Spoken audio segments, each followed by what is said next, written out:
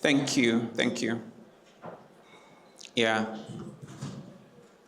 We can leave just this one door open so that the rest, we don't get so much noise. So first of all, look at your neighbor.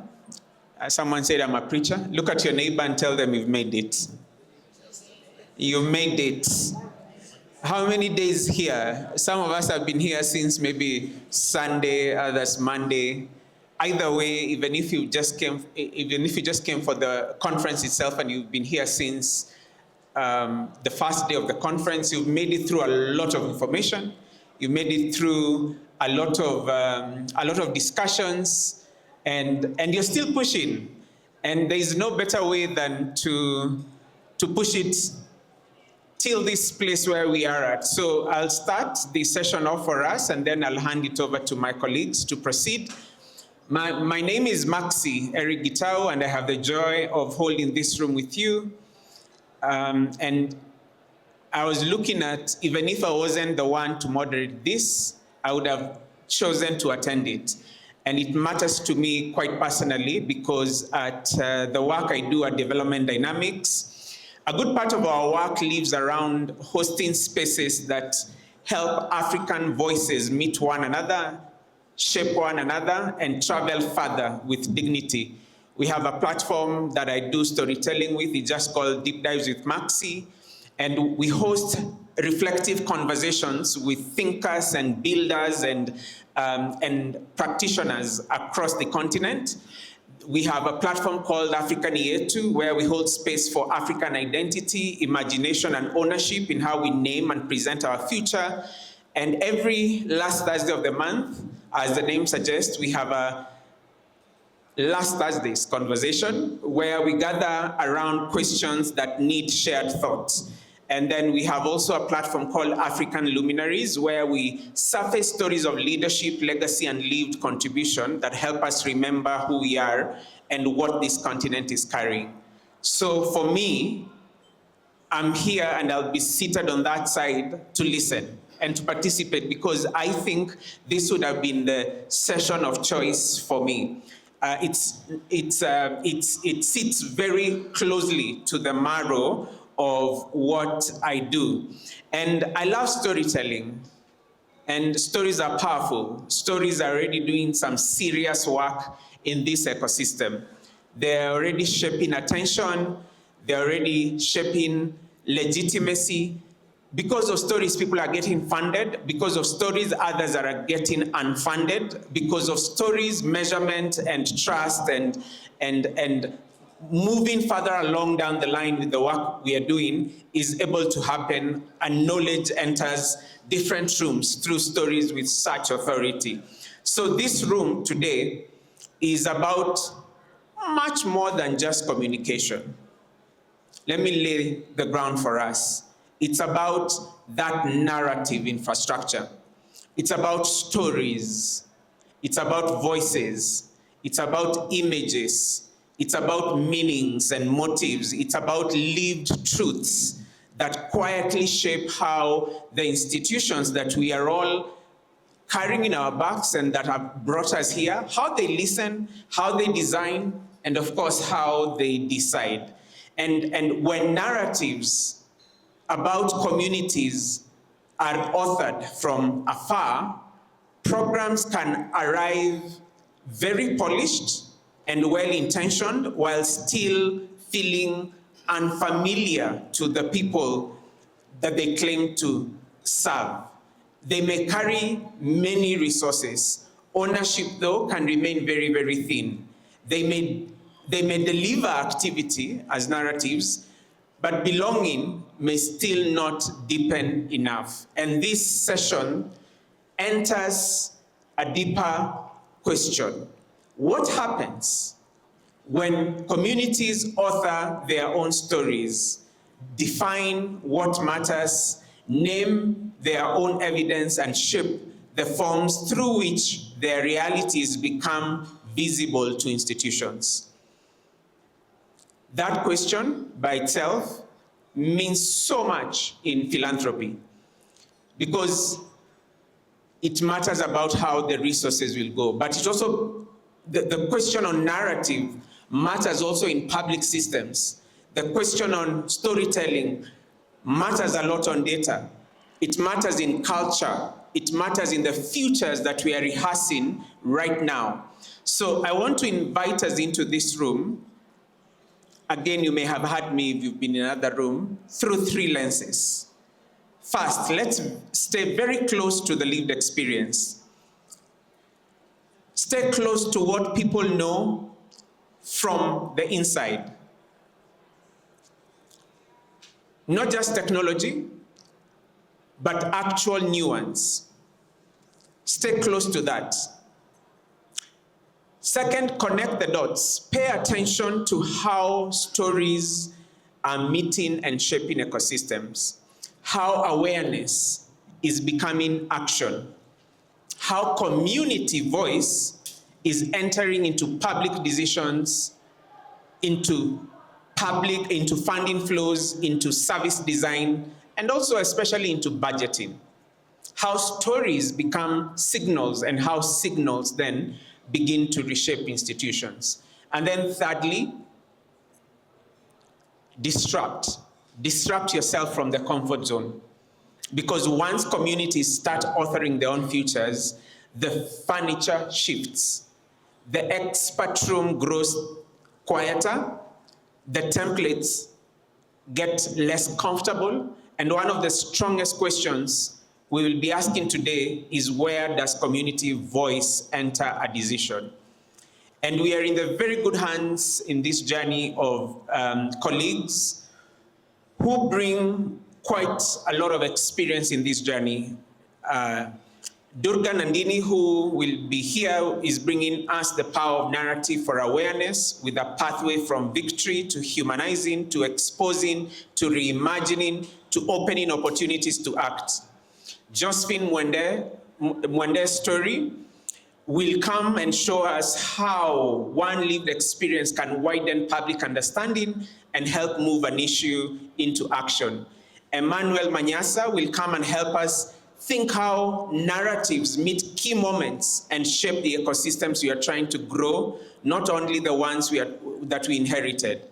Miriam Ibrahim will take us into one of the most important thresholds in this room, beyond being heard, and her framing will help us ask how community narratives are shaping policy systems, investments, and the data systems sitting behind them.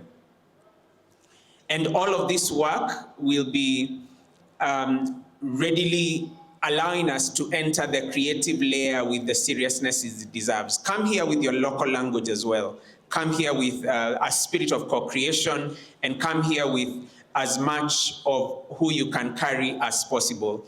I hand it over now to Dora. You can use this actually, so that this one can move around. You can use this. The screen is already moving. No? You can use this. Sure. Thank you.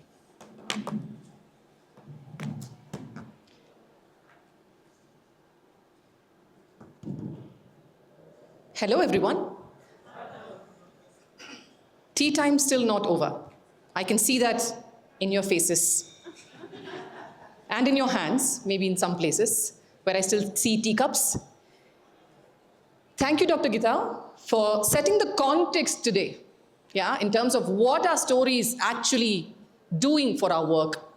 What is that ecosystem we're all trying to build, and what does it actually mean in our day-to-day life, in our fundraising efforts, in our marketing attempts, in our advocacy, in our awareness, whatever we are trying to do. So today, the 4 speakers that you see, all of us are practitioners. In our work, we tell stories. We shift narratives. And so we're here today to bring in examples, real-life examples of how this has been playing out for us, how the stories of our communities have been influencing, whether it is awareness or advocacy or fundraising. So brace yourself, because we are going to be telling some stories. Does everybody like stories? Let's check on that first. Yeah. Okay, there are some yes, and then there are some enthusiastic yes. Okay, let's move on. Where am I meant to give? So I'm here to talk about the power of narratives for awareness. And as I mentioned, there will be different elements that we will unpack today. Narratives for awareness, narratives for community mobilization, for key moments, for advocacy. So right now we're starting with awareness. I'm the co-founder of Nguvu Collective. And Nguvu Collective is a campaigning organization. We run our own campaigns, we help other organizations run their own campaigns. But I was I telling Harvey Belmont fundraising. We were having a conversation this morning about how at the foundation of all of this, whether campaigns or advocacy or fundraising, it is stories. So we are here to delve into what that foundation looks like and how we do it at Nguvu Collective. So today the story that I'm going to talk about is something called obstetric violence. It is about a topic called obstetric violence. How many of you have heard this word before? Put your hand up if you have. Okay. I see 1, 2, 3, 4, 5, 6, 7, 8, 9, maybe 10. Okay. In a room of, say, 60 odd people, maybe 10. How many people of this 10 actually work in the area of obstetric violence? People who have heard of it, do you work in the area? Okay. You do? Was your hand up? Okay, fantastic. We have one person who works in this area. What I'm going to share today is a campaign story of obstetric violence that happened in Kenya and how we helped a woman run her own campaign based on her powerful story. So before we go into the story itself, this is defined as obstetric violence. Expectant mothers, when they go into healthcare systems or institutions, what do they experience? Do they experience care, love, understanding, and generosity? Or is the experience completely very different and something that is not shared or talked about at all? So that's what today's topic is. You see this on your screen? Sorry, wrong button. Here, today, the protagonist of the story is somebody called Josephine Mwende. She is a disability rights activist. She is somebody with cerebral palsy. And when she was having her child, she is somebody who experienced obstetric violence. Nairobi's hospitals shunted her simply because they didn't know, apparently, how to deal with an expectant mother with cerebral palsy. So they told her that we can't take care of you because we don't know how to handle such patients. So at the time of crisis, when she was in labor, she ran to 9 hospitals. Everywhere she was rejected until finally she really had to plead, beg. And there was no way that she could possibly walk out of another hospital, and that's when she delivered. So this was her experience, and it completely changed her life. She lives with PTSD till date. Her son is 10 years old. And she really wanted to change this because this is not an experience any mother should be having, leave alone somebody with disability. But this was her experience. And therefore, when she was humiliated and discriminated, that became her strong, powerful, emotional experience that she wanted to leverage for a campaign. And so what did she do? She actually found out that obstetric violence was a lot more common than she imagined. She thought it was only her disability that came in the way. But that was not so. She spoke to other mothers, and then she realized that everybody was going through the same situation. Some were being hit, some were being kicked, some were verbally abused. The experiences were so widespread that it really shocked her. It is a gender-based violence. It is a form of gender-based violence. And when she realized that, initially she did not know what to do. But then she came to us because she's one of the women change leaders that we trained at Nguvu Collective. And when she came to us, we helped her channel her story. We helped her understand what is that personal connection that would actually make her story relatable to a whole lot of people. So essentially, what happened is from a feeling of being scared, hurt, and left alone, she was channelizing her experience into something powerful. How did she do that? More importantly, why did she do that? She did that because the healthcare system was failing people. Anybody who could prevent this was just remaining silent. They were enabling this through their silence. And that was evident in the way Josephine had been treated and in so many people being treated the same way. So what Josephine did was, with our help, she clearly came up with a campaign idea. She said, hospitals should be mandated to be treating expectant mothers humanely. And anybody who doesn't do that should be held accountable. So this was the foundation of her campaign. She didn't know that she was starting something completely unheard of, because this was not something that existed as a mainstream narrative. This didn't exist even as an alternative narrative, leave alone a mainstream narrative, right? The dominant narratives that we normally see when it comes to maternal health, especially when it comes to childbirth, is about women. When they become mothers, it is a huge sacrifice. It is about rebirth. And there is a lot of idolizing and nobility that is attached with the process of childbirth. And those are the dominant narratives that we hear all the time, where women are appreciated, held on a pedestal, and so on and so forth. But this was a narrative that she was trying to question. Was the real life experience actually that? Was that sacrifice in real time being acknowledged and respected? So that's what she was trying to question. But she couldn't do it alone. And Nguvu Collective realized that parallelly, there was another woman, a woman in power, who had gone through the same experience. The person you see on your screen is a member of parliament in Kenya. And she, around the same time that Josephine had come to us for training, had spoken about her experience of delivering in a very inhumane way in a hospital in Kenya. And so we brought them together, joined forces. We said, okay, here is a woman parliamentarian. She was trying to do something about this in parliament. And here is a woman, a regular citizen with disability, and both of them coming together to share their stories. When that happened,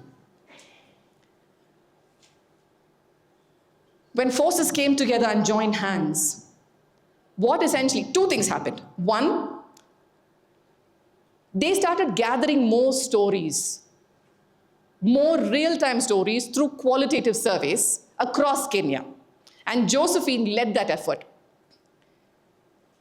She brought in 200 stories of other women who had experienced the same thing. And the Member of Parliament not just launched that report in Nairobi. This was launched at an event where the Kenyan Women Parliamentary Association was there. So around 70 to 80 senators and members of parliament were listening to this story. Not just was this report launched, but it was also taken to crucial policy discussions on the health and maternity health bills in Kenya. This is still ongoing. This is not a campaign that's over. The stories have emerged. It started with Josephine's story, then it went to the MP, Gathoni Wamuchomba's story, and now there are 200 other women who have spoken up across Kenya about obstetric violence. And the dominant narrative of childbirth being rosy is definitely being shaken. It's being questioned. It is being countered with all of this. So what is the framework that we gave Josephine when she came to us? First is her experience was storified. It was storified, it was brought to the level of emotional, personal, and powerful connection. The second experience, the second part of the framework was, how do we humanize it? Why do people in this room need to care about what Josephine went through? What is that connection? How many of you are from Kenya? How many of you have been mothers? How many of you have been fathers? Why should you care? So humanizing that and establishing that connection. The third one was exposing the problem makers. Who are the ones who are remaining silent? And what is that entire ecosystem that needs to shift? So we helped Josephine identify that ecosystem through something that we do, which is called power mapping. Yeah, we mapped all of those people that need to be held accountable, and most often, it is not just one person, right? It is an entire group of people that are failing in the duties and responsibilities that they hold. So that is exposing the problem makers. Fourth is reimagining the possibilities. Until she came to Nguvu Collective's campaign training, she didn't think it was possible to even talk about her story or do something about it. But now that she realized the power of storytelling and the power of joining forces with more storytellers, and when that movement started building, the possibilities became completely reimagined. Yeah? So reimagining what is possible, and that too with an ecosystem of people. And finally, opportunity, an opportunity to act. Why should this room maybe sign a petition that Josephine shares with you? If she shares it and she says, my call to action is that each one of you in this room should be signing this petition and should be holding the health ministry or hospital authorities accountable. Join me. She's presenting an opportunity to you to act. That is the call to action, right? So we gave her this framework and she kept revisiting this every time she told the story. And finally, efforts are on right now to influence policy. As we speak. It's been 2 years since this campaign started. Yeah, you know this. Campaigns can't just start and then be done next day. It can't. So it's been easily 2 years since we started this. The efforts are still on in terms of actually changing the realities of so many thousands and millions of mothers. And we want this not just to be a Kenya story, because we know obstetric violence is everywhere. Each one of your countries is facing this. So by picking up this campaign and telling Josephine's story, this was our own campaign. We kind of made it ours through Josephine being the protagonist. So we want to seed this idea of obstetric violence being a form of gender-based violence that requires all of our attention. And that is the power of Josephine's story, one story.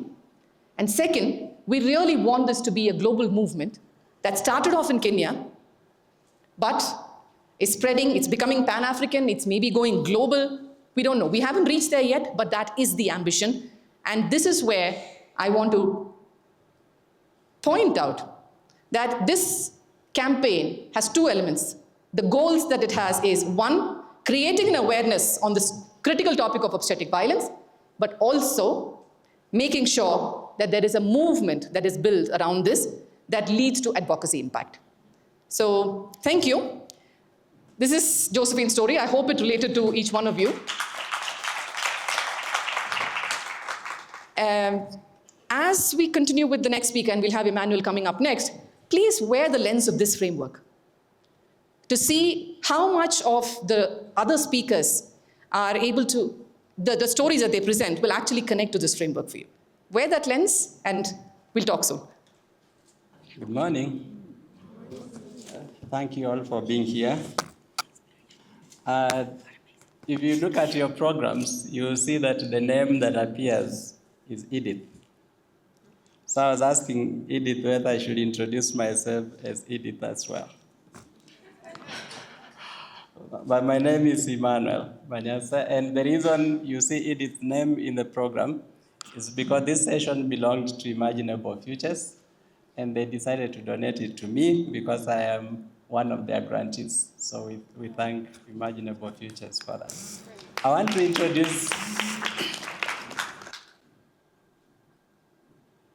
want to very quickly introduce Usawa Agenda, very quickly.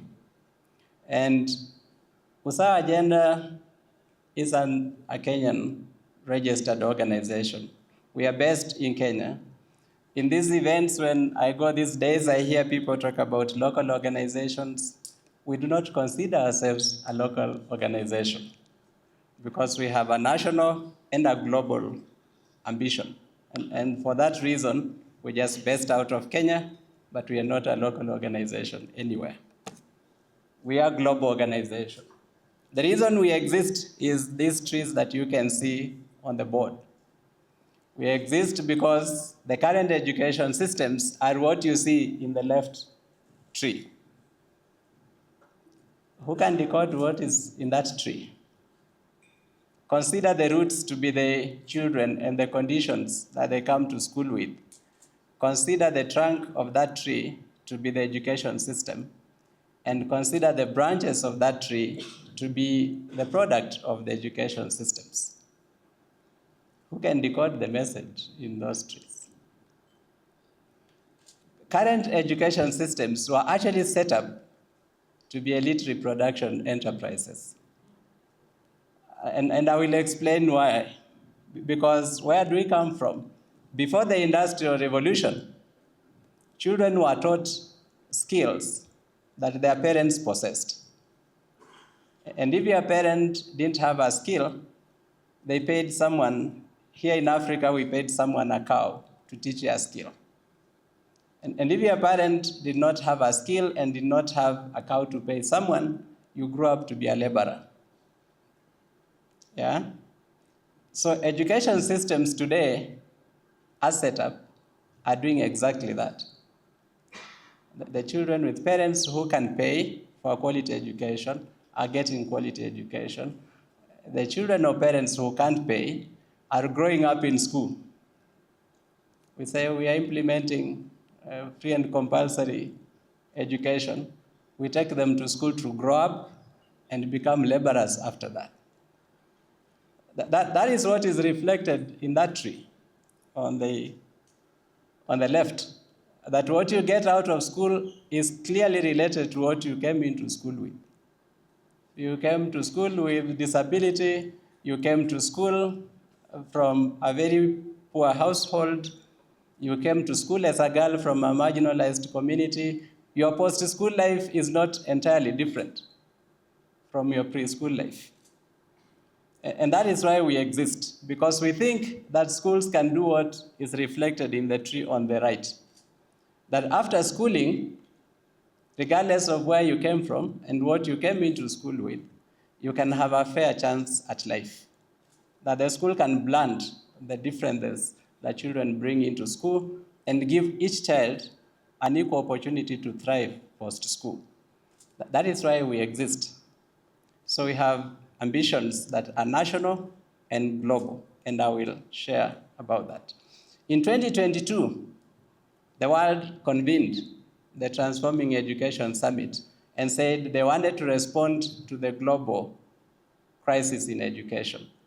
And they looked at that crisis as one of equity and inclusion, following many years of research that was showing that there was a global crisis and a worsening crisis in education. And since then, there has been a lot of efforts to try and address this. At the UN level, at the African Union level, at the level of our countries, there is effort to address the crisis. But the efforts are hampered by two major problems. One is the framing of the problem. We are framing the problem as one of equity and inclusion. And from where we sit as an organization, that framing is wrong. And I will explain. We are also failing to recognize and appreciate the political nature of the problem that we are supposed to address. And I think that those two problems are hindering progress in addressing the global education crisis. Let me focus a bit on framing of the problem. So in our view, and this is where our global ambition lies in the framing of the problem, in our view, the problem that the world faces in education is one of justice rather than one of inclusion. We actually consider inclusion as an impediment. That framing is an impediment to progress. And why do we think it is an impediment? Because of two reasons. One, inclusion already presupposes that there are people with the right to include others. Yeah? So you're starting off from a position where some people have a right to include others. And that framing is wrong. But two, we have also narrowed down inclusion to disability. Yet we know that vulnerabilities are much broader than disability. And we think that that is a problem we need to address. So our post-2030 mission as an organization is to make sure that the global agenda is one of education justice rather than equity and inclusion. And I want to extend invitations to all of you in this room to join us on this mission. So In an effort to address this, we are authoring a book that will have metrics to try and help us measure progress in achieving education justice. We define a just education system as one in which society affords for all its children, educationally, what a wise parent desires for his or her own children. So today we have free education everywhere, but most of the implementers of free education programs have their own children in paid-up education. They have their children in private schools, they're paying. Reason being that they know that those benefiting from free education are simply growing up in school. And we have data to show that. I know that data it's important because it drives narratives, and that narratives allocate profit and power. And for that reason, many times data is contested. But the data that children are growing up in schools is not contested. We have our data, UNESCO, UNICEF have data. And it is agreeable globally that now we have a lot of children going to school to just grow up. So unless we transition to a just education system, then all the other efforts that we are making can only bring us as much freedom as the freedom of a caged animal. Because a caged animal is always free within that cage, within the limits of that cage. We have set up education systems to be an elite reproduction enterprise, and unless our efforts go as far as transforming that system, then all the efforts we make will yield change, but will yield change without transformation. And change that comes without transformation is always transient, because we are anyway still within the cage. The second issue that I want to speak to is the political nature of the crisis.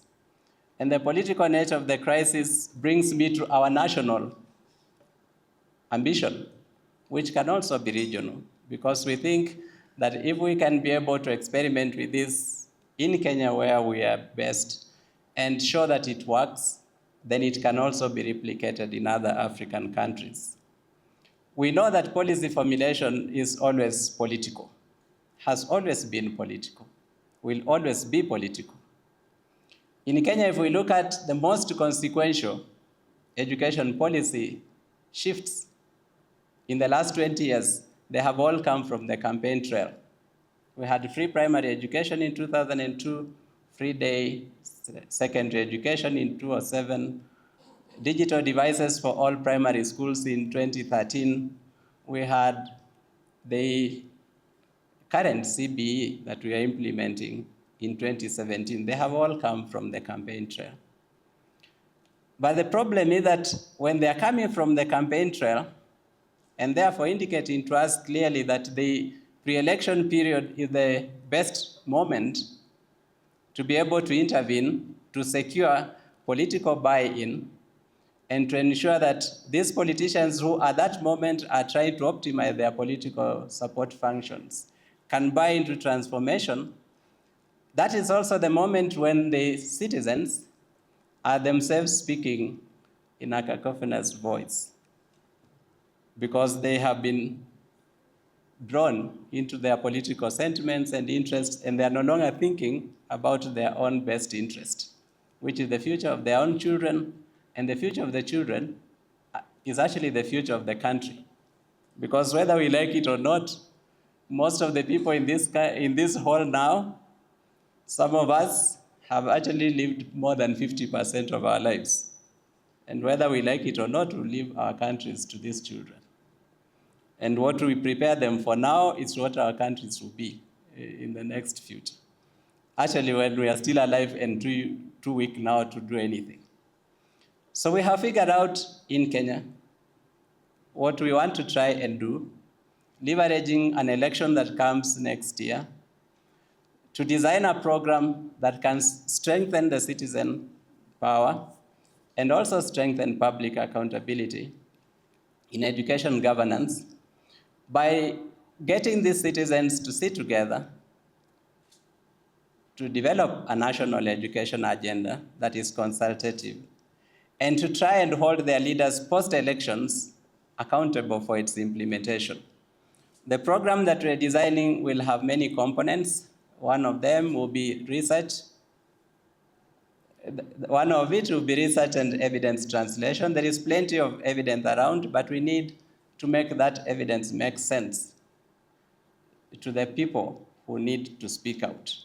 I still recall one time when we were presenting our postgraduate seminar, and the Vice Chancellor asked one lady who had presented a very nice paper and asked her, supposing I am a primary school teacher in the village, and I asked you in one sentence, what is your study about?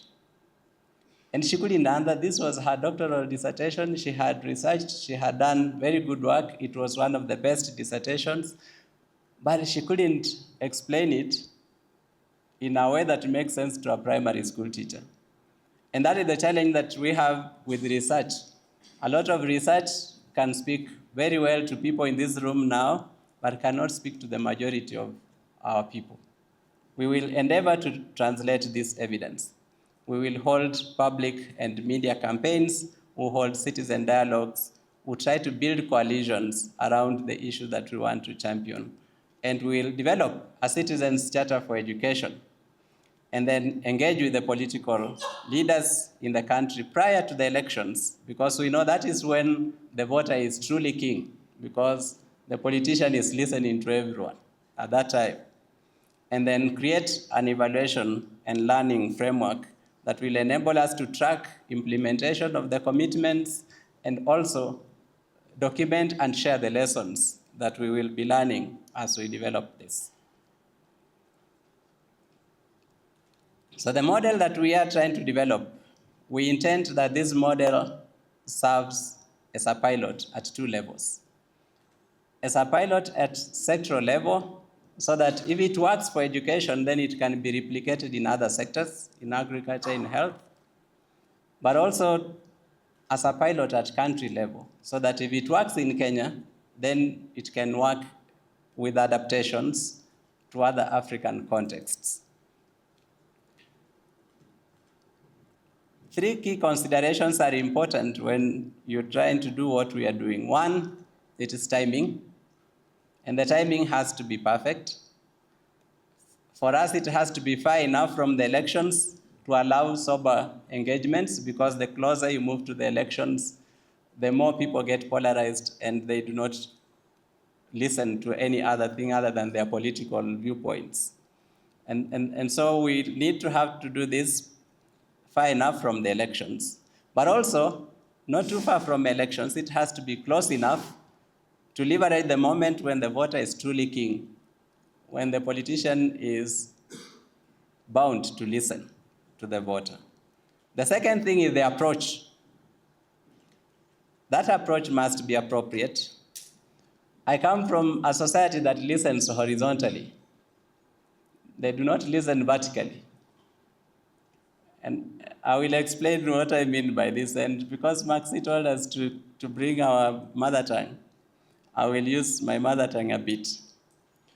If I went home today and called a meeting of very many people and told them, I'm one of your sons, I have been working in Nairobi, I have traveled a lot in the world, I have learned this many good things.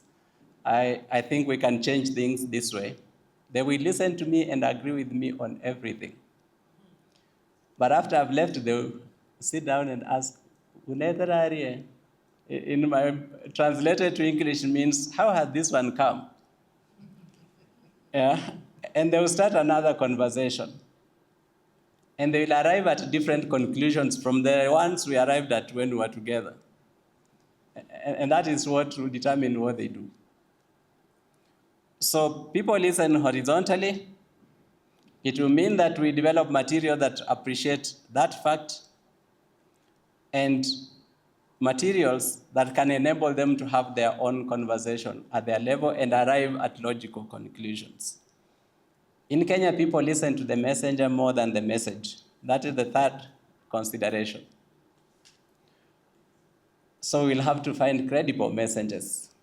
The same message borne by two different people whose different levels of credibility will get different responses.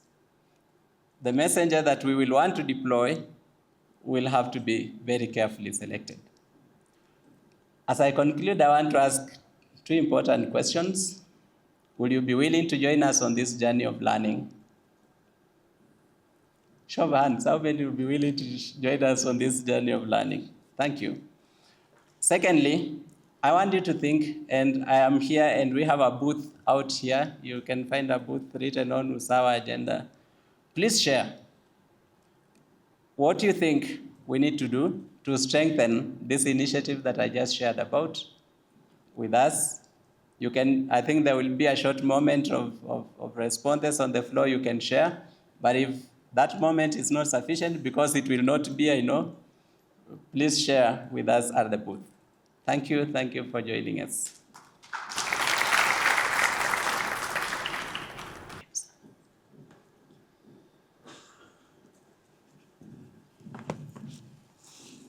Thank you, Emmanuel. And I get that a lot. Mariam, Miriam, Martha. Yeah, I'm Mariam, based in Nairobi with Development Gateway. But for the last few days, I've enjoyed being Ethiopian. I've had lots of people coming up to me speaking in Amharic. Yeah, we want to switch it up a little bit because we felt we can't be talking about voice and then not get your voices in this conversation as well. So you've heard from Durga, the story of Josephine, and how the story of one woman was a catalyst to bring in other voices, but also how it leads to legislative reform. And Emmanuel's also a story of how they turned an education crisis into something around justice and political power as well. So for this session, just for maybe 15 minutes, sorry. Pass the lesson. Let me pass the lesson.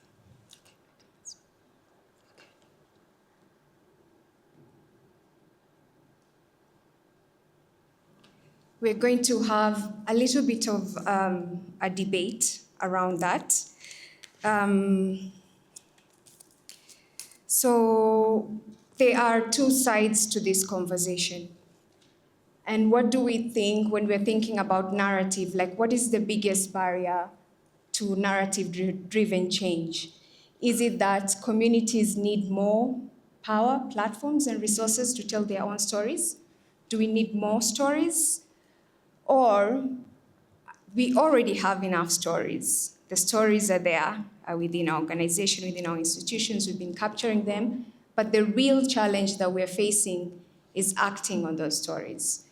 So the way this will work, we'll need volunteers to come up.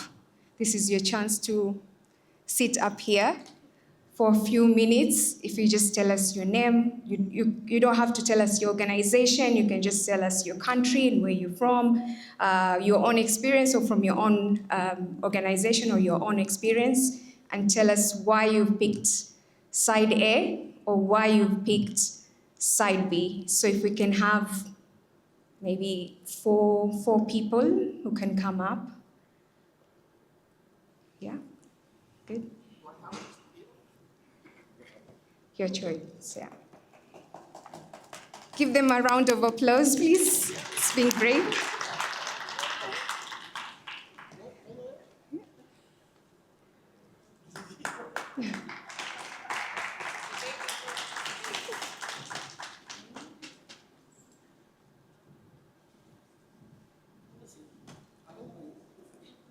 Great. We can start from that end. Yeah.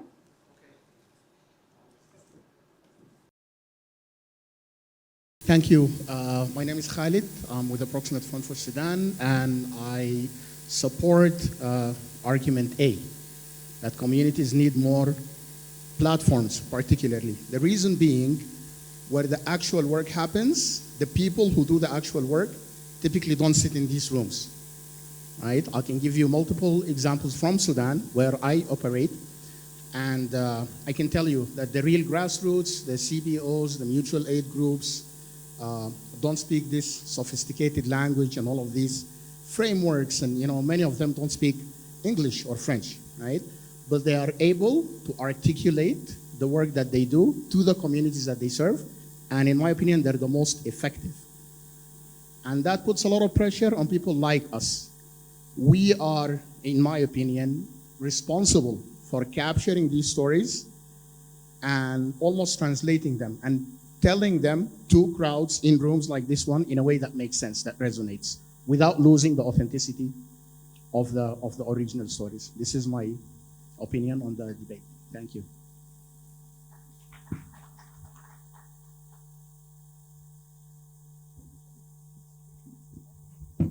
Thank you. My name is Fatuma Wamala.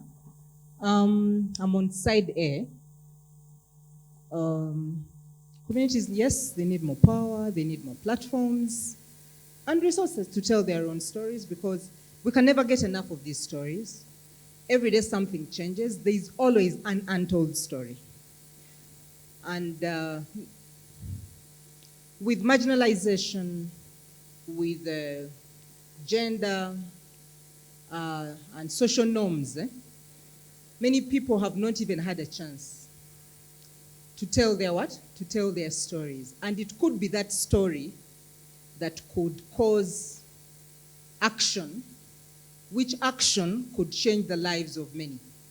So I think we can never have enough of the stories. We just need to be attuned to make use, put value to those stories, but we can never have enough of them. Thank you. Thank you. Thank you very much. My name is Jude from Uganda. And I would like to oppose the first two speakers. And these are my points. Number one, even if the communities are given all the time in the world to tell their own stories, they will still need the institutions to ensure that these stories go out, because they don't have the capacity to actually send out these stories. I think that institutions have collected enough stories. Unfortunately, we collect them for the sake of it. I think time is now to put these stories into platforms and formats that are understandable by everyone, so that those who are able to act on them are actually in position to act. Thank you. Thank you. Good morning, everyone. I'm Helen from Lagos, Nigeria, and I'm with Jude here. Institutions already have enough stories. My two focus areas in my work are public health, at the moment from the private sector, but also lifestyle management, so prevention of non-communicable diseases from infancy through the entire life course. And when we think about it, data already exists. We know everything. The institutions already have the stories. We know, okay, private sector is key to universal healthcare coverage. However, everyone is mostly jittery when we want to talk about the role of the private sector, the fact that healthcare is a right, but is a right that costs, and somebody needs to cover the cost. The story already exists. We already know. The institutions already have this story, but we're not really doing enough to act on it to tweak the things that need to be tweaked. In terms of prevention of non-communicable diseases, lifestyle decisions are made from infancy. What a woman does in the first 1,000 days of life of her child, how she feeds that child until the child is 5, what the child does in primary school, what the child does in secondary school, what the child does in university, how they enter into the workforce, what their lifestyle decisions mean that impacts their long-term health, how they age. We know these things. The data exists. The institutions know these things, but what are we doing? What is community doing? What are the funders doing? What are the schools doing? What are policymakers doing? So I'm on the side B. Thank you. Thank you. Give them a round of applause. Yeah. Can we have quickly the next people who want to read? So far we have an equal side A, side B. And you have 4 more people. Yeah?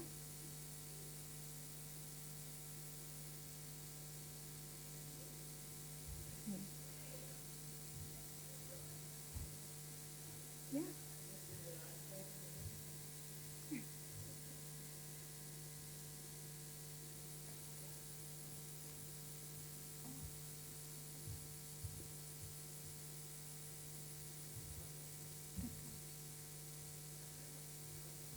It's okay.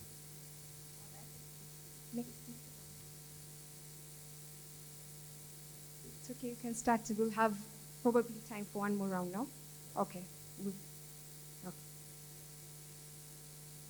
the end.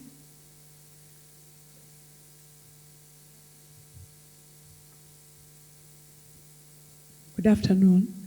My name is Effie Mbali from Community Asset Building and Development Action. I want to go with the side A. I feel that communities need more power to tell their stories. These communities have been there for a long time, from one generation to another. They know exactly about their stories. They should be given an opportunity to tell their stories instead of being pushed down. Instead of being pushed down, so there are other people that are talking about their stories. Then when they have platforms of telling their stories, they will be able to be able even to know the resources they have. Because already they have the resources, and they're talking about their stories, where we are, and what we want to do with our own resources that we have within our community. So more power should be given to the community. Thank you.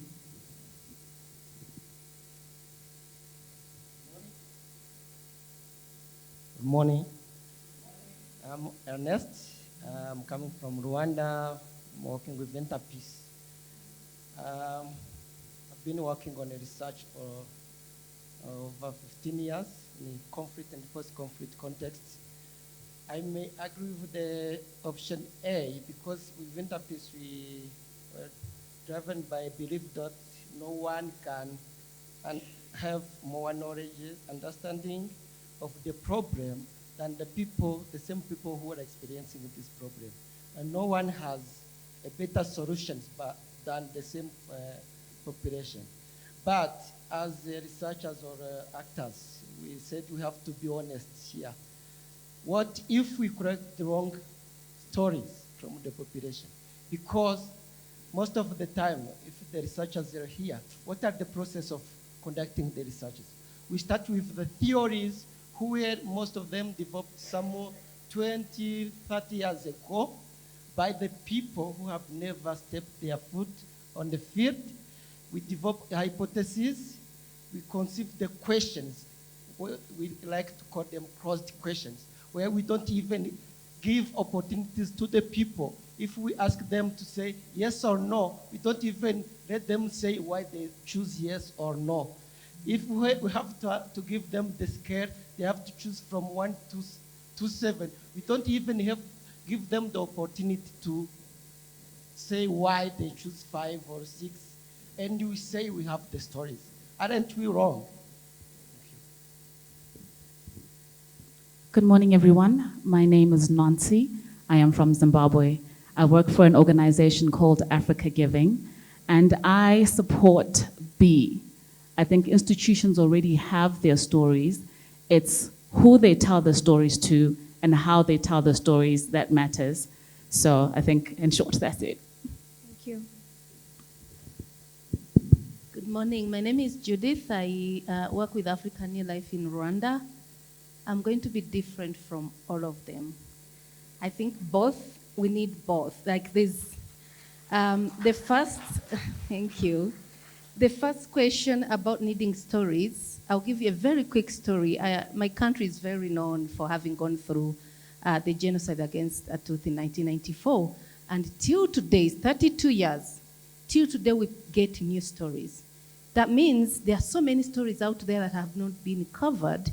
People just need to be ready, sometimes have a conducive environment, be spoken to by have that clarity and safety that my story, when it goes out, it will be safe with the people I'm giving it to, or they will act on it. So the stories are many. We need to continuously look for them, and we need more stories. But a lot of stories, I'm an evaluator as well. I correct a lot of stories. We have corrected human interest stories. We have gone to communities and know the situations there. And a lot of them are shelved. We keep them and we don't act on them. The reason I came up here, very quickly as I summarize, is because my good friend had her baby in London. And she went into labor and in a good hospital, and she kept telling them, my baby, I think, is coming. My baby is coming. And they kept her in the delivery room. Now, this is not Kenya. This is London. And when the baby was almost, thank God her husband was there, he ran to look for the nurses. They rushed her to the delivery room. And on the way to the delivery room, the baby came out. And the baby almost slid, like she saw. The husband saw the baby almost fell. And that traumatized her. So the thinking of her baby falling, she got, we call it past, that trauma, that depression you get after the baby for a long time. So these things can happen in a developing country. They can happen in a developed country. I don't know if anything has been done since. So we need to correct more stories, but we also need to act on the stories we have.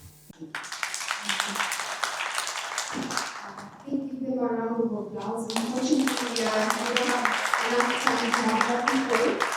But we'll have another opportunity towards the end for people to contribute, but also to respond to ask questions. So thank you very much for engaging us.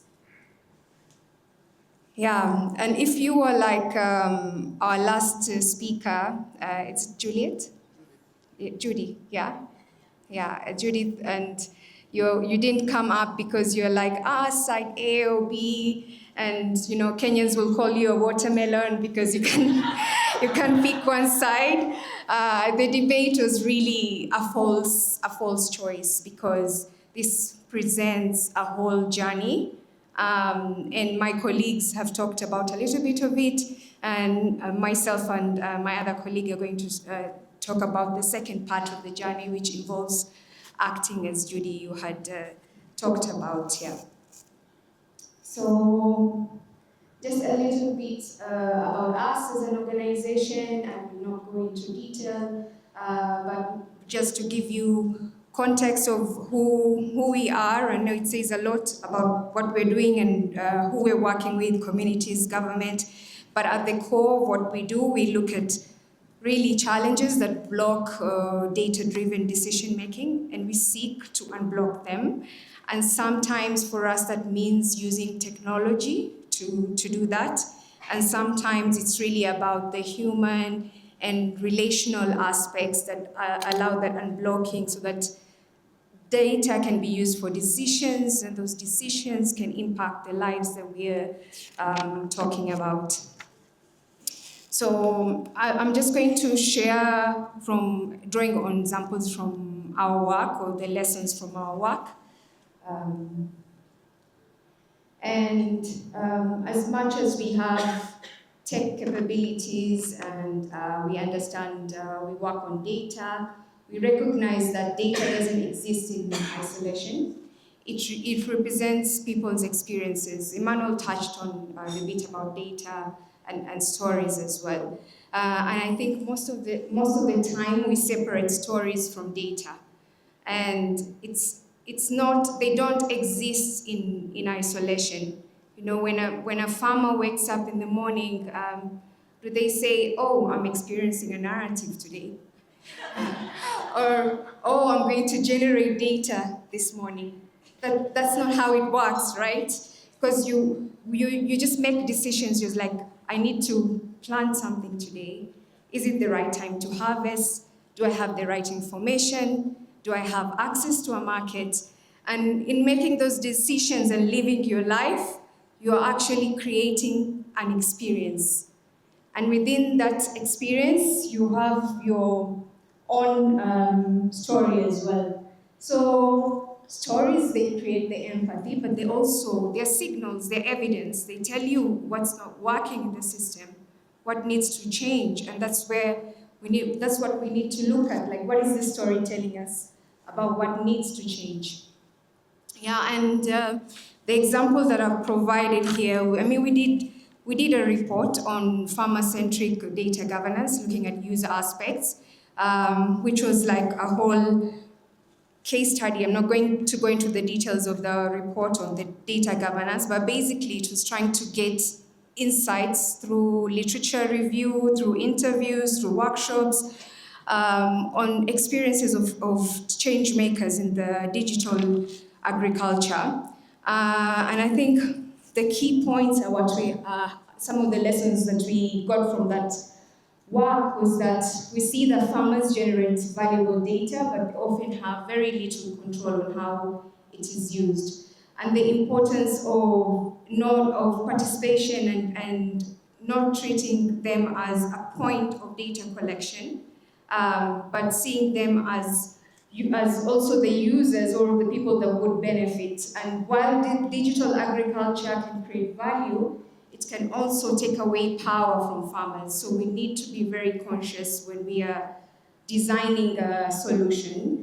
And we have better outcomes when farmers participate themselves in the governance, not just data. So that work shifted the way we think. You know, the traditional question is usually how do we collect more data from farmers? But then now it's about how do we get farmers to participate in decisions about their data. So that shifts the whole thinking. And we've had, whether we are, trying to gather insights on what would work for farmers within our own work when we are designing like digital tech solutions, we take this lens, how could we connect? You talked about connecting, Manuel, the data, the stories, and now we have the institutions and what systems need to change. So, for example, in Ethiopia, we have a program. I've just highlighted the example there on livestock information vision, which is really a program that brings together disparate animal health databases into a single system that supports data-driven decision-making. And we did one thing in that program that I think can show you the connection between how tech can transform evidence.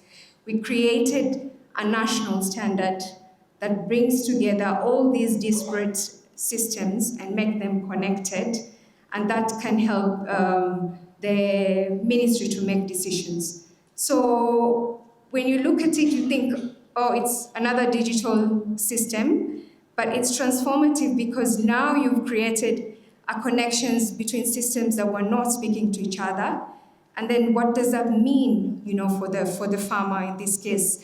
It means that because now the standard exists in Ethiopia, the farmer can now register their animals. They can check their veterinary history. They can know what type of pedigree. They can insure their animals. They can export them. You get the chain. So you've been able to attract better value and be able to transform the experience of the farmer. And you've designed that by connecting the experiences and the story, and you've shifted a system that then allows them to benefit from that and to create value for themselves, but also for the whole economy. Like, we know how livestock has impact in Ethiopia. And my colleague Selem in Ethiopia is also seated. Can you just wave, Selem? So if you have any questions on Ethiopia work, she'll be here to answer that. I'll just touch only one more example because of time. And this is from our work on AI and education reform in Jordan. We do have like an AI education accelerator program, which looks at two components. One is on AI readiness and supporting institutions around that. But another element is more practical, where we're sandboxing methodologies and testing out tools so that adoption is in a really safe and responsible manner.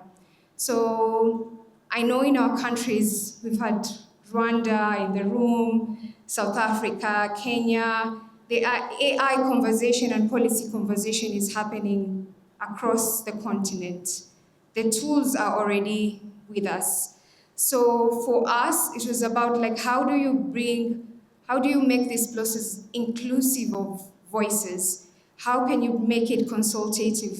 And sometimes this doesn't mean it has to be like an expensive process, because what we did was a simple survey using a representative sample where we're able now to bring in the concerns of teachers and also parents as well. And once we put that information, it's not really, it's low cost, it's low maintenance, but what that means is that the analysis will sit in an executive brief, and as you speak, a minister is looking at it. So we need to ask ourselves, like in our respective work, if you just think about, let's say, AI, where there are already like tools that people are using, like in your country, where this policy conversation are already happening. Is your concern as a parent, like, do you feel that it's made its way into that conversation? If you have a child and you're worried that, there'll be challenges around critical thinking and you don't want these tools for people to copy during exams, or if you're a teacher and your concern is about how you're going to evaluate, because these tools are already in the market and regulation is behind. So this is another example of how you can bring in voices into and data into policy design as well, and inform that. And we can do that within our respective work as well. I won't go into details of this example, but it's also an example on public health, as Judith had mentioned, that looks at both elements. The official data where we brought together from government, but also what's the missing data or the primary data that you could bring in and civil society. And I think it's powerful when you have both, and you have, like, for example, in Zambia, both the CSOs and parliamentarians ended up advocating for reform, and we have a bill that's being passed, was passed in May 2026 as a result of this work. So I think the challenge for us all, and to reflect on this, that connection and making institutions act, we need to ask ourselves these questions, at what point does the stories become a decision? How do we translate that voice into decision processes? So when you're thinking about your work and your areas, and you're saying the stories, I think this is an element, if you want to translate it into action, to consider, is it going to influence policy? Is it going to influence service design? Does it influence investment? We have our budget cycles that happen every year. Is that something that's also going to impact that? So we should not stop at, we've gotten our story into the EAPN conference. We have it in the workshop. We have it in this report. It's informed this discussion.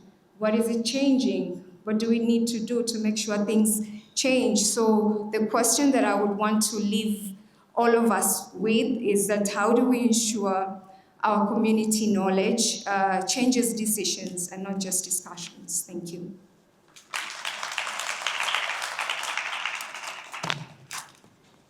And with that, with the last part of the discussion, I'll pass it to Susanna. Thank you, Maria. Hi, everyone. My name is Susanna, and I'm here to represent the SHM Foundation and the Amber Mental Health Fund. Let me just, before I start, thank you very much again, Maria, and Durga, and Emmanuel. So before I get to on our creative storytelling work and kind of follow on what my colleagues have been talking about, I just want to give you a very brief introduction about us. So the SHM Foundation is a small philanthropic organization based both in the UK and in Kenya, but we are working globally across Africa, Asia, and South America in the areas of mental health and well-being, education, and livelihoods, and access to the arts. But much of our work and most of our work focuses on community-based mental health organizations that already provide amazing mental health care in their communities. And over the past couple of days, we've been really honored to be part of this network and the conference, and we've heard a lot of encouraging developments and shifts in philanthropy. And for us at Amber, it's very important that mental health and the community-based organizations stay very much on the agenda. What we see through our work at the Mental Health Fund is that many community-based organizations face huge challenges, and their funding has been really limited to project-based funding.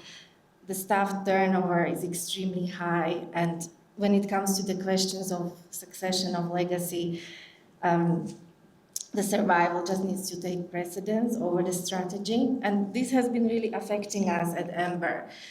And for many of the partners, very small community-based organizations, we are very often the only supporter.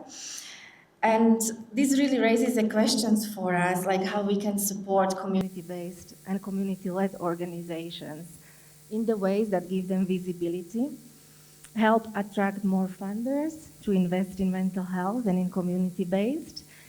And one approach that we put a lot of emphasis on at Amber is creative storytelling, and looking at how the creative storytelling can increase the visibility of community-based organizations and help unlock their funding opportunities as well. So I'm going to take you through what we do and how we do it, and what tools we use to give visibility to the community-based organizations, and what storytelling means for us at Amber. So as I already touched base a little bit, the community-based initiatives, they have amazing amount of knowledge about the global mental health system, but this knowledge is very rarely acknowledged. Their communities trust them, and for many communities, very remote communities, they provide the only source of mental health support in their regions. They are already doing really transformative work. They are using their lived experience, and they serve their communities. However, the sector, the mental health sector, is highly underfunded, and the storytelling about mental health is very invisible. It is underestimated, and it's a big undervalue on its long-term power. Let me just go to the other. So we've set up Amber Mental Health Fund about 6 years ago, and over the 6 years we've supported over 100 community-based initiatives, like I mentioned, in Africa, but also in South America and in Asia. And we consistently observe some of the challenges. So these organizations are very much focused on supporting communities and responding to crises and delivering services. And as a result of that, the storytelling is really pushed to the bottom of the priority list. But at the same time, the funders, the policymakers, and other organizations, they expect from these organizations really polished proposals and websites and sophisticated theories of change. And this creates a big burden on the organizations that are already balancing numerous responsibilities. And of course, the funding constraints in the mental health sector, it's also a big challenge. Like I mentioned before, many organizations that we support have almost no income, and so to make any creative investment is really impossible. And then another challenge is that there is really the pressure to simplify complex realities into neat narratives that fit donor expectations. So their teams are already overstretched, and storytelling is not just something that they have time for.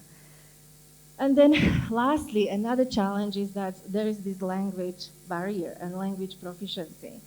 So what we see, English is very much always prioritized, and everything needs to be in English. And for many of these organizations, this is also the barrier about how to share their stories if English is not the language that they feel comfortable in. So these are some of the challenges that I've already explained to you. We already talked that storytelling is perceived as a luxury for many of these organizations. 2 years ago, we held a call out where we received over 1,800 applications, and many of these organizations told us that they are struggling with heavy workloads and overstretched team members and so on. So as you can see, as a result, the organizations are forced to constantly repackage their work and to meet external expectations rather than really honoring their narrative. So let's move on. So to address these challenges, we have a multidisciplinary team in-house.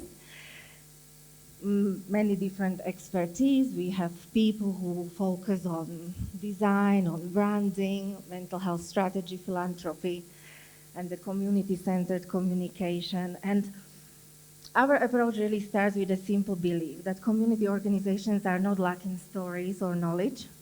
Instead, they need supportive environments, tools, opportunities, and spaces that allow them to share their stories that emerge, but to share their stories on their own terms without tweaking the narrative to fit within certain frameworks. So I think, yes, our team, creative team, just through their work realized that they already have this really deep knowledge, the community-based organizations, and they are, not there to be taught the storytelling. They are just to be given the space and the opportunity to share their stories. So I'm now going to talk about our values a little bit and how we approach this work. So I think our first principle is that the storytelling should be community-led, and that stories begin and end with the people doing the work. Rather than imposing the narratives, we create a space for these community-based organizations to listen to them, to facilitate reflection, and really help them to express their identity and values in authentic ways. So our goal is really to emphasize their knowledge, to amplify it, rather than replace it or to tweak it so it can suit wider community. We always do the storytelling, the creative work with the organization, so with the innovators. We don't do it for them. So we use this principle of co-creation. So we creatively work with this organization, we brainstorm their ideas, we listen to them how they would like to share their stories, whether it's a short film, whether it's a photo essay, or whether it's something else. And we also really much encourage them to say no if they feel something doesn't feel right or it's not how they would like to have it done. And by this, we really just ensure that the ownership remains with the organizations and the innovators that we work with. On the next slide, I've already talked about it, I just have some examples of how we do this. So yes, we worked with a number of creatives. I also wanted to mention that the creatives are not based in the UK, they are based normally in the countries where we work with the organizations, so we are always trying to look for local creatives that can work directly with our team, but also with the organizations, and these are just some of the examples of how we work. I think this was a kind of like a drawing, and we were creating an infographic for one of the organizations called Burans. They are based in India, and this was a bit of the process. In terms of the tools, we sometimes, to get this organization talking and get them out of their everyday job that, like I mentioned, is on the front lines. We use these tools, to make them think of let's say, the animals that they think represents their personality, or there is also the tool we use when we do the branding process with them, because we just need to kind of facilitate and encourage for them to step out a little bit from their demanding job and think how they would like to tell the stories and what matters to them. like I mentioned already before, we focus on local languages and context. So instead of starting really with English or kind of externally defined narratives, storytelling really becomes with the community's own like cultural and linguistic environment. And this approach helps preserve authenticity and really ensure that the stories remain meaningful to the people that they represent. So this one, it's an example. We worked on a website for one of our partners in South America. They are called Huertomanias. They are supporting people with schizophrenia, but they use a great sense of humor to do their work and to talk about mental health. And when we were working on the website for them, they wanted us to make sure that their sense of humor and the lightness around such heavy topic as schizophrenia comes across their website. That is not the typical heavy mental health website. So this is just an example of how we work with them and created the website obviously in their language, in Spanish and not in English, which would not be really relevant. Another important thing that I wanted to mention, and it came across to a couple of discussions in the previous days, is the safeguarding around storytelling. So we take safeguarding really seriously, and it kind of relates to ethical storytelling. It is not just a checklist, but an ongoing process about informed consent and kind of dignity and the protection. And we also recognize that organizations are already telling stories in informal ways. So the role of storytelling support is to identify and evaluate these existing narratives rather than creating entirely new narratives. So really, we just like to say that our role is to really just to shine the light on what is already out there, leave this organization to express it, and kind of help them to gain the visibility for them. And then when we work with the organizations, like I said, we don't do it for them, we do it with them. So we also, if they are interested, we teach them, you know, how to build a website or how to take great photos for the photo essay or photographic piece or their website. For instance, this was one of our partners, Positive Connections in Zimbabwe. There was a youth-led organization, and they were working on the app development and the web development. And there were a group of youth leading these organizations, so we also worked with them to make sure that they learn how to build the app so that they can then take it and use it in the future, really, without us coming on board. So, and we very much just see storytelling as something that is interlinked with organizational wider goals. I mean, it's not a standalone piece. It needs to fit really well with the organization's agenda, and not just the agenda, but the whole strategy with the impact that they want to have and the kind of visibility they want to have in their countries, but also beyond. And then really just what happens when storytelling is prioritized and when it is resourced.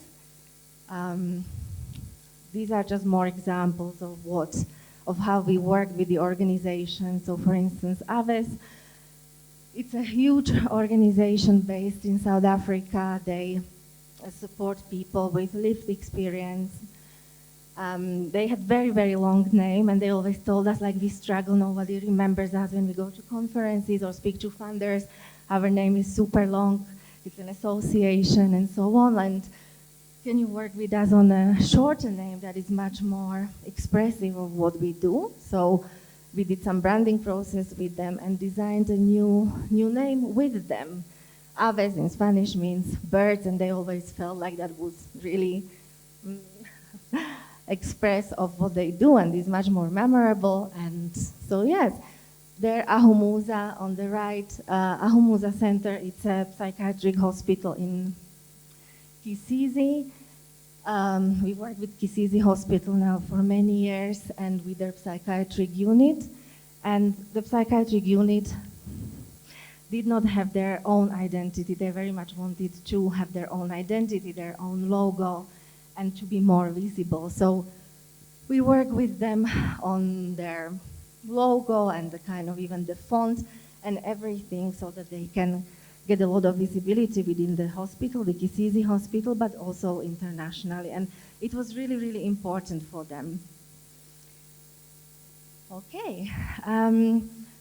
Of course, we try to promote the creative work that we do. So we organize exhibitions in London, but also in other places. This was one of the exhibitions we organized with the photos that we took of different innovators, like I mentioned, in Uganda, South Africa, and in Kenya, but also in Colombia.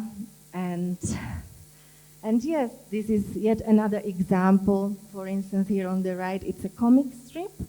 So we work with this LGBTQI organization in Uganda, and a couple of years ago when the situation worsened for the community, they came to us and said, could you help us to create something about our work that does not jeopardize our safety, but still says the message very clearly of what we stand for? So this is the comic strip that we've created for them. And lastly, I don't know if this is going to work, but I'm just going to play one short film, 1.5 minutes, about a couple of organizations that we made a film about, and it's called What Makes You Proud, and it features 4 organizations across the world, and it shows what really can be possible if the storytelling is prioritized. And I will leave you with that. When we care, we see. When we care, we hear. When we care, we can feel. Mental health is all-encompassing.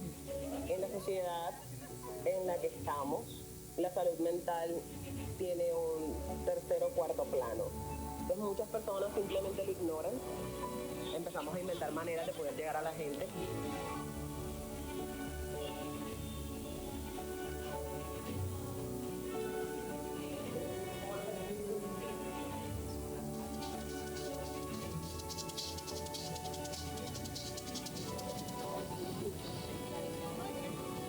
We are in numbers. And if you're in numbers, the person you inspire is inspiring another person. There's so much hope.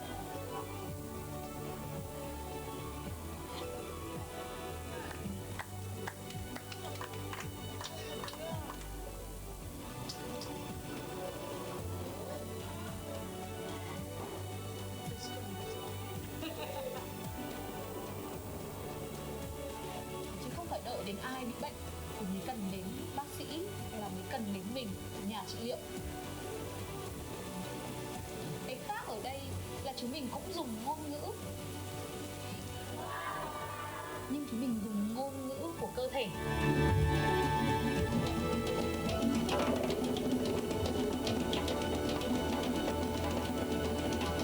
Ngay cả cái cuộc sống của mỗi người này phải quan tâm đến yếu tố tinh thần hơn.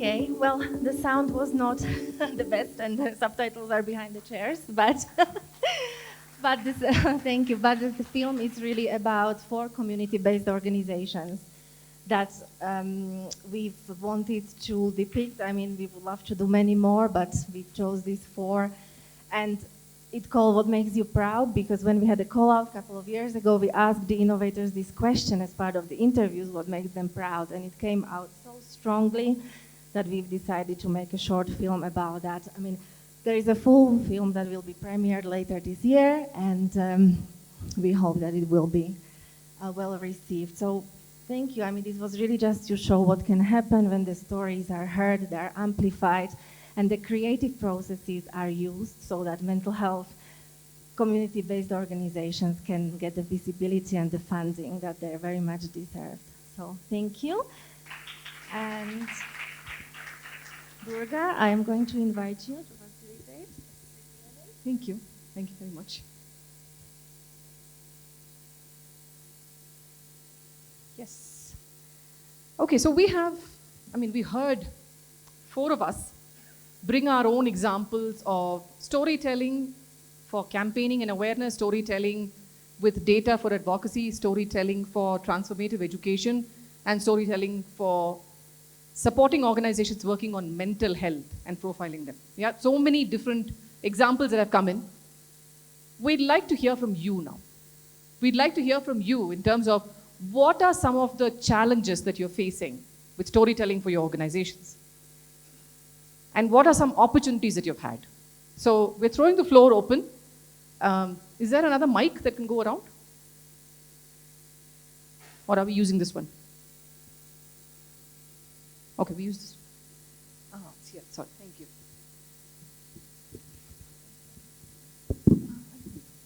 Thank you so much.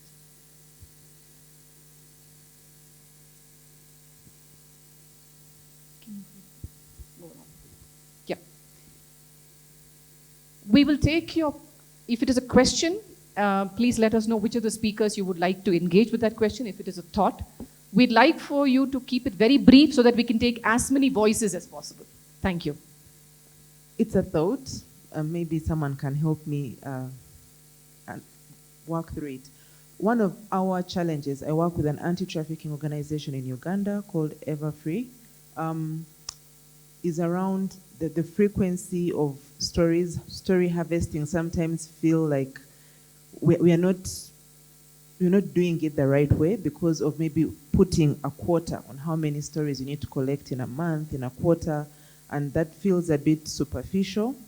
But also, where do we draw the line on which story is a good story, what progress is good enough to harvest as a story?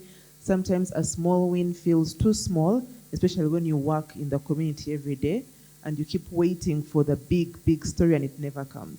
Yeah. Thank you, thank you. So two very critical points, which is what is the right frequency in which we tell stories so that it doesn't sound like a lot, it doesn't sound like a lot, or it doesn't sound like superficial.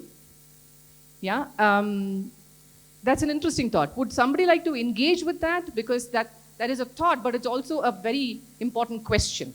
So does somebody want to engage with that? I know you have the mic, sir. Did you have another point, or were you responding to hers? No. Maybe also to just touch on what she said.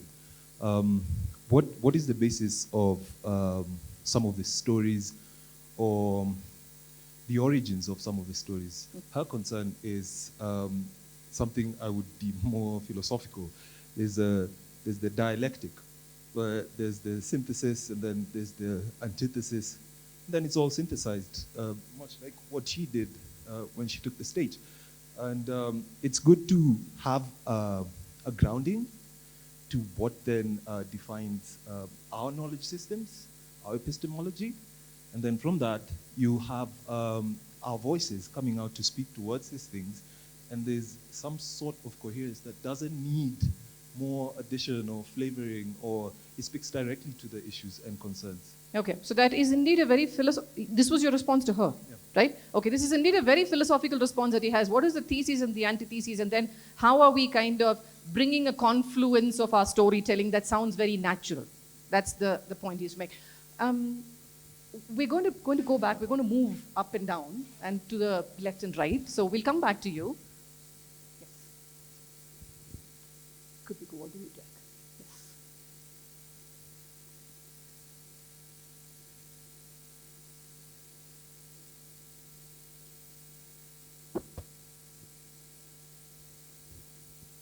Okay, thank you so much. My name is Aflin Yogo, and I work with Polycom Girls, and also we work with adolescents.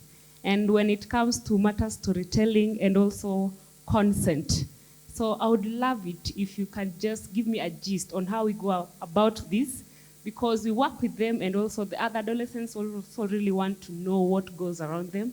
But for us now, we've employed the aspect of talking boxes where we place these boxes in the school for us to collect the anonymous stories.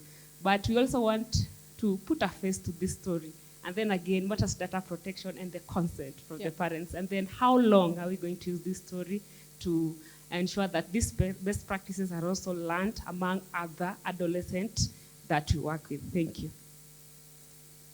That is a constant question, right? Anonymity, data protection, especially when we work with children and with adolescents. We as we train in storytelling, so we hear this quite a lot. We have some practical tips around this, but you have already listed some of them that you're trying, whether it is a talking box or giving them the sense of anonymity and so on and so forth. Thank you for sharing. The person there. Susanna? Yeah, there. Thank you.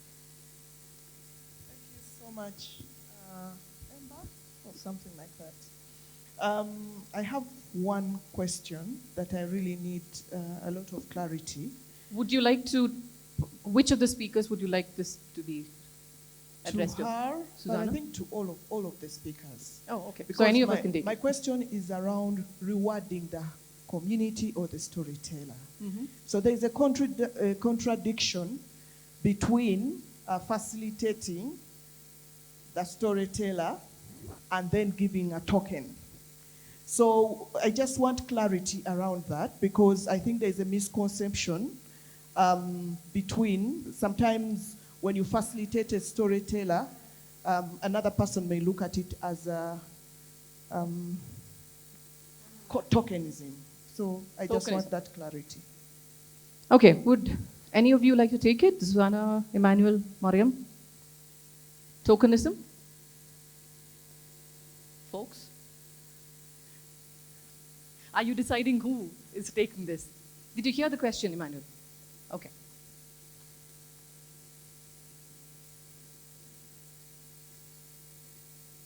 Oh, okay. We can go like that. Do you want to take it and then keep it? We can do that. So Emmanuel suggests that we take more questions and then perhaps we respond at one go. Yeah? So you'll take that. Okay, fine. Judith, you've already... Will I go first? Yeah. Yes. Thanks very much to all the speakers. My name is Austin Cannon from Concern Worldwide, which is an INGO. I've been reflecting a bit because one of the real challenges we've had is that a lot of the stories we, and I'll say develop, because we go into communities and it's quite extractive, I would say, thinking it through. And it's actually to generate funds. And I think we're not alone in that. And we've been fighting this battle for years over how people are actually depicted in order to raise funds. It's tended to be kind of disaster mode. But actually, I think a key thing, and I don't really have a solution for this, is actually not just giving stories to donors and funders and philanthropist organizations. It should be, what are those institutions and people's stories? Because then maybe there can be a sort of a two-way storytelling rather than it being one way. But I don't have a solution as such, just to put that out there. Thank you. But that's a thought that I think each one of us should be, as organizational leaders, should be engaging with. Yeah, I mean, what is the process of us bringing out the community stories? How much do they know that their stories are actually being used for fundraising? And what all forms of fundraising are their stories being used for, right? I think we need to give this a thought very deeply. And getting the donor stories.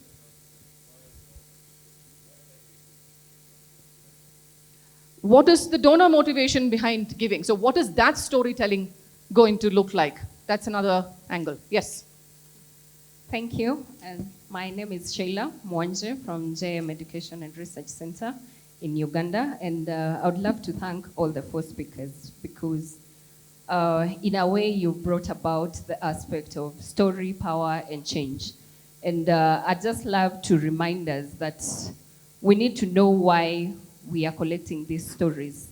Is it to amplify the impact that we have had on the ground? Is it to show the challenges that the communities we would love to impact are facing? Or is it to influence policy? And I think Emmanuel touched on something about the messenger being a great way in terms of how the messages are also taken up and acted upon.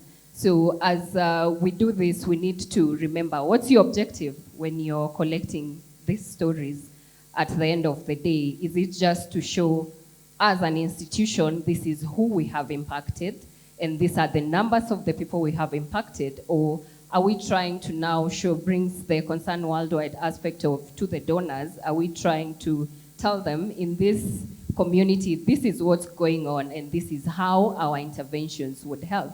And then the other bit is also the platforms that we would use to run these messages and these stories. Would they be in audiovisual formats? Would they be written articles? Would they just be data in terms of statistics, showing what numbers of people are affected? And also, who would be the faces of these communities? So it's just something I'm throwing to. As we look at the stories, we have our objectives, we have the channels that we would use to send this communication, and we also have the outcomes as to why we are collecting these stories. And I love the fact that those aspects of the policy, the system, and also the mindset shift have come out based on the stories that you four have shared with us here this morning. Thank you. Thank you. Thank you so much. I think the objectives and outcomes are definitely a very, very, very important point. Of course, platforms are important, but I think we tend to tell stories for all kinds of purposes at the same time, without really having a plan in terms of this. At this stage of the work of my organization, I need to create awareness. At this stage, I need to mobilize. At this stage, I need to move policy. And at this stage, I need to fundraise. Because each form of storytelling is different, and that directly leads to the platforms that we will use. Because if it is funders, what is the platform we use? If it is policy, what is that we use? What are the forms in which we tell the stories? Which are the stories? So I think each point that you made are connected. The objective connects to the platforms, and then that immediately leads to the outcomes on how successful we are going to be. Thank you for sharing that. That's very important. Thank you so much. My name is Margaret from Uganda. Mine is brief, in line to what she has said, but also I would be happy to hear from the presenters regarding the feedback to the storytellers, because in most cases we collect a lot of stories, but we do not go back to the storytellers to tell them that the stories we collected from you, they have reached at this level. They've been able to bring this maybe to the program, yet in most cases they want to hear. Some of these stories, they involve films, like we take their photos, we take their videos, they give their stories. Let's find a way of getting back. But for those who are doing it, how do you ensure that you give feedback to the storytellers regarding the stories they gave? Feedback to storytellers. Can you make a point on, like, a question on this? Susanna, probably for you. This one. Yeah. Judith, I'm going to come to you in the end, okay? If at all. Yes. My name is Alice Gade from Kenya. I run Bold Girl Unite. It's a CBO focusing on empowerment, girl empowerment. And we have often been told that impactful stories need to be emotional. So where do we strike a balance between preserving the dignity of the story owners, yet trying to be impactful and getting our agenda, whether it's about the struggles or the impact? How do we strike the balance between upholding their dignity and telling real stories? Yes. Fantastic. Okay, we can take one more. Yes, please go on. Hi everyone, I'm Fazia Adam. I represent Juba Foundation from Somalia. My question is, how do we balance intergeneration storytelling with institution engagement to ensure that insights from communities are not only shared, but also systematically integrated to the decision-making structure? Thank you. You got the question? Okay, okay. We have 10 minutes before we wind up. So we'd like for the questions to be responded to. Emmanuel, you've made note of the questions? Yes? Okay. Should we start? You start? Okay. Thank you. I will respond to very few of them, and then that's why I went first, so I can choose the ones to respond to. Fantastic. And leave the harder Fantastic. ones. Very smart. And leave the harder ones. So actually the question of whether we can reward the people telling stories, is within the research ethics. We need to ask ourselves, because these stories are research evidence, in my view, and we need to ask ourselves, where do we strike the balance between, if you're going to collect stories and you're going to ask people to travel, to come to where you're going to meet them, they will incur expenses to come there. One of the core principles of research is that the research subject must never be incurring costs on your behalf. So you need to balance that, but also to ensure that it is not an inducement for people to tell you stories. Because if it becomes an inducement, then stories can be created for the sake of giving them to you, and then in the end you defeat the purpose for which you may be collecting these stories. I think that is important. How we package the stories that we collect and share them is very critical. One mistake that people have done is to package stories of people in a way that dehumanizes them and makes them objects of charity. Especially if the objective is to try and show that I have done so much, our organization has impacted so many people, that these people are sleeping hungry, now they have a meal. We have to be very careful how we present people's stories, because any attempt to present people in an emotional way, as she's saying, in a way that breaches their human dignity, crosses the line. From where I sit, we must balance that and make sure that we, at all costs, are preserving the dignity of the people who have volunteered to tell us their stories. You know, we take it for granted that people will tell us their stories. But ask yourself, how many times have you told people stories that are intimate to you?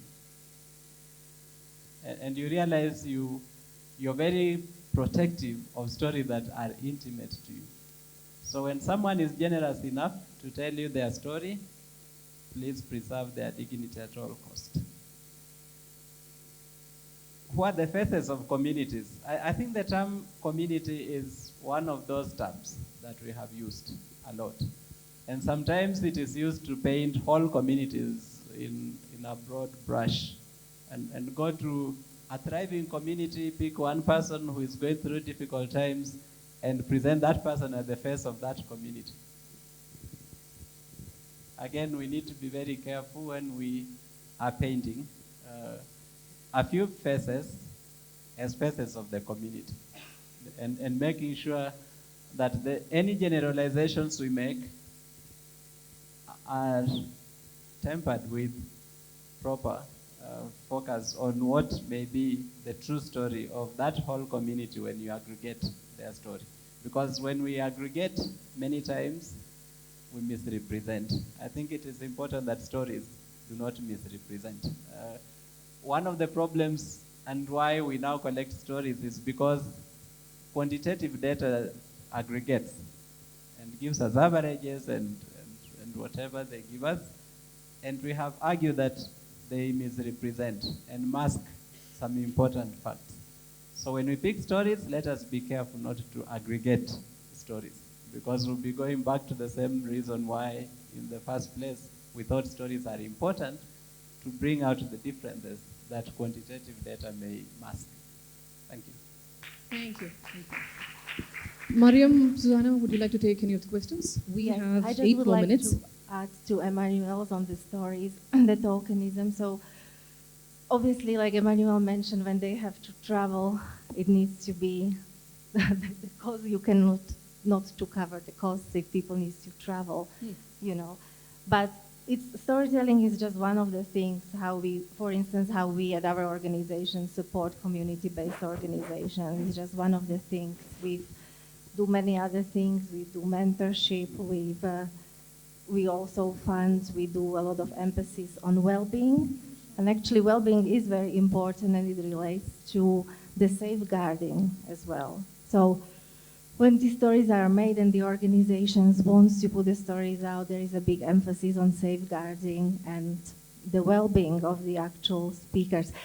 And here one lady asked, I would like to go to South Africa, comments about the adolescents. We also work with adolescents in South Africa. It's our program, and we use also the consent from the parents and the guardians, because you know they live with or they are affected by HIV, we, for instance, would not feature their faces. That's something we've been doing for the past 20 years. You know, there are other images how you can creatively show what you want to show the project. So we also have the same challenges the lady at the back mentioned. Mariam, did you have anything to respond? Could you name which question you're referring to? Just so it's clear. I think there was a question on community, intergenerational knowledge and making sure that it's systemic from that end. And I think I'll also add to the conversations about being extractive in the process of telling stories, as we had mentioned as well. So if we are thinking of storytelling as the whole narrative infrastructure, we must also, I think the point was made around the objectives. We must also think about not only who gets to tell the story, but think about who's going to benefit, how is it going to be governed, and then who has the power to shape what happens next. And that's the systemic change that I was talking about. So how can you take the stories that you're hearing, think about the evidence that provides about what's wrong in our system, and link that to broader systemic change. So then you are changing institutions, you are changing wider things in the society that will govern that. But it started from the community experience, and that transformation is happening at a systemic level. So that's the point. So like earlier on, the example that I provided, it's not only when you're not only transforming that end user, whether it's the farmer, whether it's the community health worker in different countries, you're also transforming the government institution, because those are institutions that will be there long after our programs come to an end. So we must always think about the sustainability, the transformation around that, and how we create that change. So when you're, for example, linking fragmented systems, it's technology is helping you move. It moves at the data moves at that, and evidence moves at the speed of technology, but also trust moves at the speed of relationships. So you need to connect those two things to achieve that transformation, and you do that. Just final one, by making sure that the model is not extractive, that it's participatory. So you don't take and then you use it for your own good. You think about how can this outcome benefit everyone, and how is it shared across the society. Thank you. Thank you, Mariam. Mariam, Zuzana, and Emmanuel, thank you so much for your thoughts. I'm going to bring this to a close, but as we do, to the question that you asked, and to the many points that each one of you have raised, the balance in storytelling comes from so many different factors, but primarily your audience. Who are you telling your stories to? And then comes the purpose. Why? That is when the balance comes. So if I'm talking about I'm mobilizing people, that speaks to, emotion speaks to mobilizing. But if I'm speaking to somebody in policy-making spaces, then it has to be backed by data. Emotion alone won't work. So I think our storytelling will depend on all of these factors, whether it is objectives, purpose, outcomes, or it is the audience.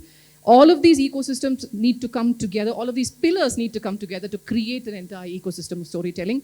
I hope there's so many ideas that have been shared here, so many thoughts. I hope we'll all go back and try and maybe implement some of these, or wear each of these lenses to our storytelling, and to talk about our impact. Thank you so much for